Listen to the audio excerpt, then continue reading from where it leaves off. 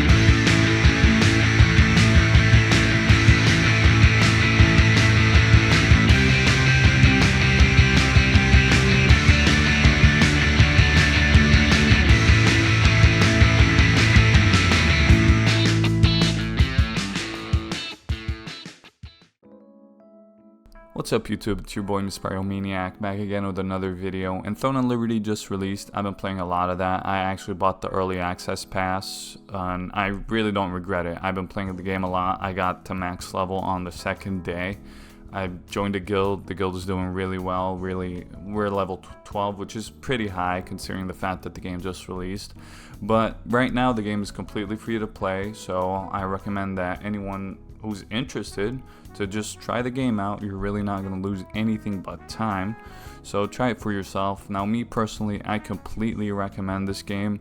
Now this is a different kind of MMO. We don't have much MMOs like this in the Western world, other than Lost Ark, I'd say. The similar things between Lost Ark and Throne and Liberty is the systems, the way you upgrade and the way you craft your items, and it's kind of pay to win. It's not kind of pay to win, it's completely pay to win in both of these games.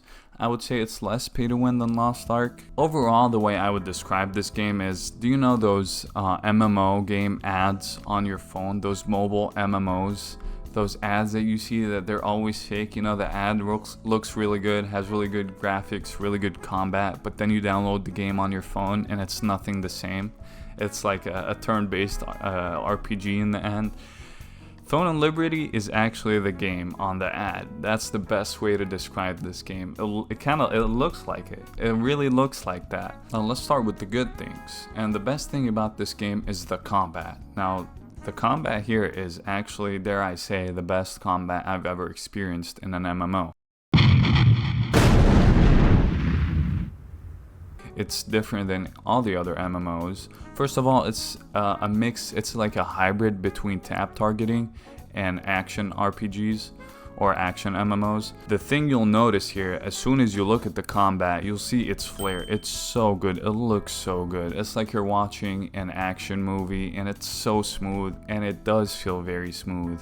All the abilities go well with each other, and I personally played a staff and dagger, which is, I would say, one of the flashiest builds there is. My playstyle is I peel enemies off, I start from afar, you know, use my staff, throw some fireballs at them, drop down a meteor, and then when I see them running away, I go in with my daggers, I stun them in place, and I just unleash on them.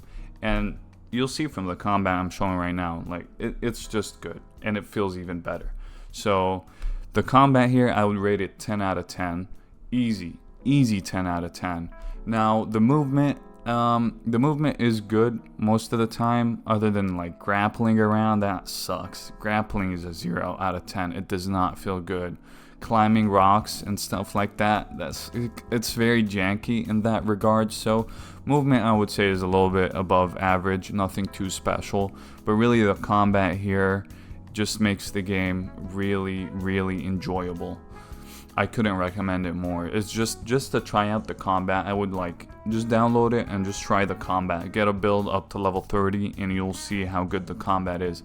Now to start off, the first 5 to 10 levels, it's alright, you know, it's kind of slow, but as you start building up your skills, upgrading your skills, unlocking more skills, combat becomes faster, smoother, and flashier.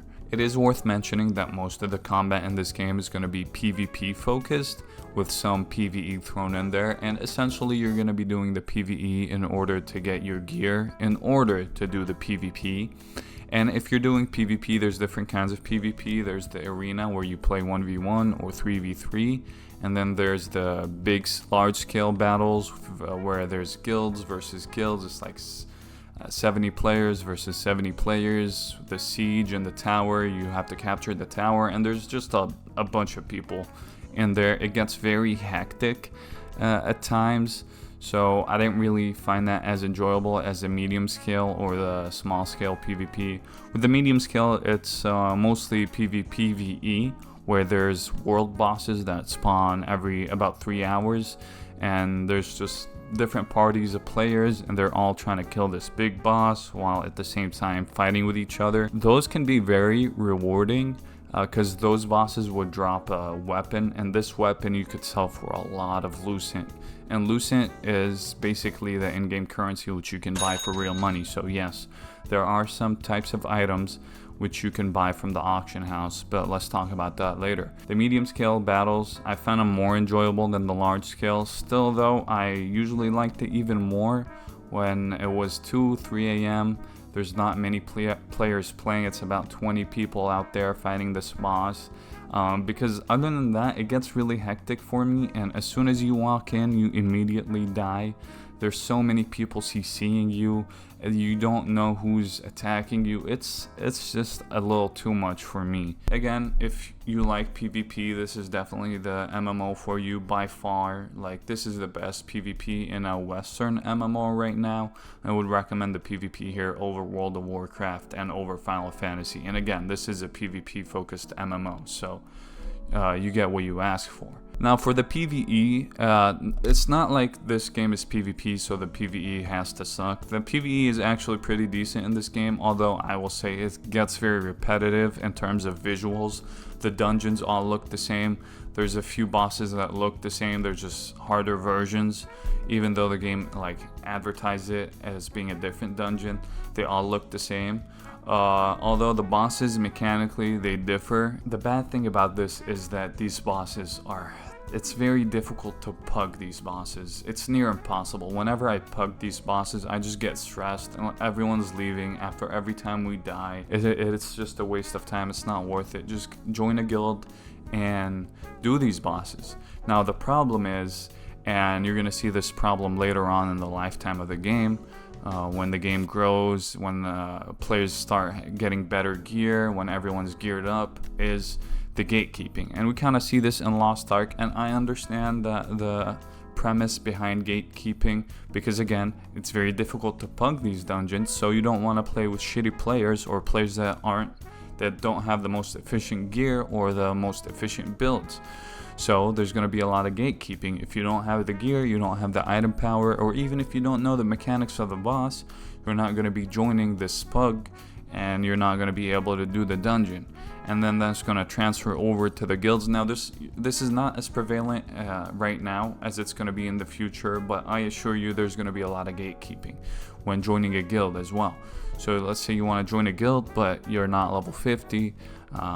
When you can get level 50 pretty fast, but you don't have a good item level, you don't have the skills required, you're not that good of a player, you're like average even, you're gonna get gatekeeping and you're not gonna be able to join that guild or that pug. So that's something you have to look out for. This is more of a hardcore MMO, I would call it, especially with the types of players that play these games, because it is very grindy. And the reason why this is very grindy is the way you get gear. First of all, you can't just spam dungeons like in WoW. No, you have these points, and every time you finish a dungeon, there's this big chest which gives you the gear that you want, but you can only open that chest like 3 times a day, because it goes off based on a point system, and every time you open the chest you lose 300 points, and you have to wait a whole day for those points to recharge again, and then you can open 3 more chests, and so on and so forth. Now if you miss a day, those points will add up. There is a cap, however. You can't just have infinite points and run dungeons like one day and just get all those points. They stack up for like, I think 3-4 days, maybe even a week worth of points, and after that you're not going to be getting more points. So you kind of have to stay on top of it and open your chests. And the same goes for dailies. You have these daily contracts, and it's also based off a point system where you get a specific amount of points each day, and you have to spend those to do these contracts. And when you do these contracts, you get these crafting materials and upgrade materials to end up upgrading your gear. As you can see, and I'm even simplifying it right now, but there's a lot more to it. It's a long grind. This is a long-term MMO. You don't just go in, spam dungeons, spam dailies, and get your gear. No, it's a long-term progression, and you have to give it time. That's why I think this game is going to be a little bit more gatekeeper than other MMOs. Just because it's very difficult to get this gear and it takes a long time. This is a long-term progression MMO, so you have to keep that in mind when playing this game. Now, of course, you can bypass all of that by swiping. If you swipe your card, you get a lot of upgrade materials, a lot of gear, and to be honest, I get that this is a free-to-play MMO, so I don't really have a problem with it being pay to win. It is a free-to-play game. But what I have a problem with is the way they monetize shit, and they throw this shit in your face. And they use these dirty tactics. Like, when you finish a chapter in the MSQ, some of those chapters will give you rewards. But the way you claim these rewards is that you go to the store and it says, oh, you can claim this reward, we'll give it to you for free, but it usually costs 15,000 lucent, or 1,500 lucent, which is the in-game currency that you spend money for.